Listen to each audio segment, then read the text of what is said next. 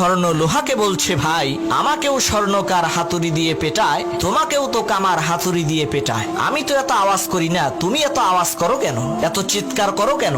তখন লোহা বলল, ভাই শোনো, তুমি স্বর্ণ, তোমাকে যে হাতুড়ি দিয়ে পেটানো হয় সেটা লোহার, আর আমি লোহা, আমাকে যে হাতুড়ি দিয়ে পেটানো হয় সেটাও লোহার।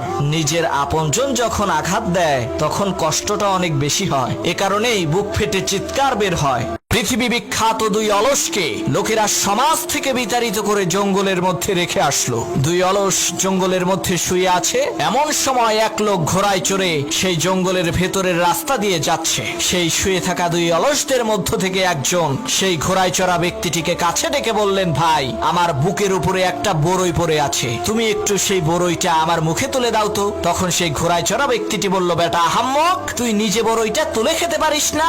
তখন সেই অলস বলল, ভাই গত 2 দিন ধরে বড়ইটা আমার বুকের উপরে পড়ে আছে, আমার খুব খিদে পেয়েছে, কথা না বাড়িয়ে বড়ইটা আমার মুখে তুলে দাও। তখন সেই ঘোড়ায় চড়া ব্যক্তিটি পাশে শুয়ে থাকা অন্য অলসকে বলল, কিরে ভাই, তুই তো পারতি ওর বড়ইটা মুখে তুলে দিতে। তখন সেই অলস বলল, ভাই আর বইলেন না, গতকালকে একটা কুকুর এসে আমার মুখের উপরে ডিজিটাল কায়দায় মুছছে, এই শালার বেটা অলস কুকুরটাকে একটু তাড়িয়েও দিল না, তাহলে কোন দুঃখে আমি ওর মুখে বড়ই তুলে দেব বলেন? এক লোক একটা বট গাছের নিচে শুয়ে শুয়ে তার তরমুজ খ্যাপ পাহারা দিচ্ছিলেন। এমন সময় সেই লোকটি মনে মনে ভাবতে লাগলেন, আল্লাহ তাআলা যে কোরআনে বলেছেন তার সৃষ্টির মধ্যে নাকি কোনো ভুল নাই, কিন্তু আমি তো দেখছি বড় একটা ভুল আছে। এই যে বিশাল বড় বট গাছের ফল কত ছোট, আর কত চিকন আর ছোট একটা গাছে কত বড় বড় তরমুজ ধরেছে। এই কথা ভাবতে ভাবতে সে কখন যে ঘুমিয়ে গেছে সে নিজেও জানে না। হঠাৎ একটা বট ফল এসে সেই লোকটার নাকের উপরে পড়লো। সেই লোকটা ধরপড় করে ঘুম থেকে উঠে দেখে তার নাক দিয়ে রক্ত বের হচ্ছে।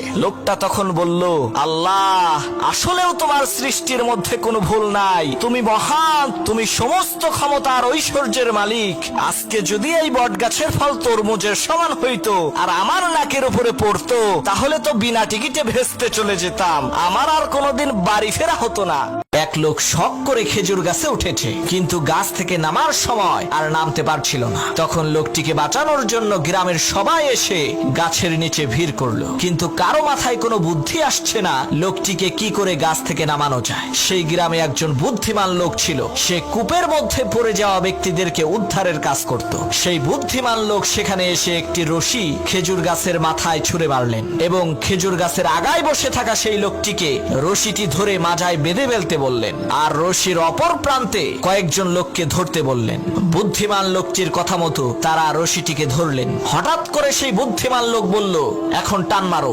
লোকেরা রশি ধরে টান দিল, সাথে সাথে সেই খেজুর গাছে থাকা লোকটি মাটিতে পড়ে মারা গেল। তখন গ্রামের লোকেরা বলল, আপনি এটা কেমন কাজ করলেন, লোকটা মরে গেল। তখন সেই বুদ্ধিমান লোক বলল, ভাই এটা লোকটার কিসমতের দোষ, আমার কোনো দোষ নাই, এই একই টেকনিক খাটাইয়া অনেক মানুষকে আমি কুয়া থেকে বের করেছি।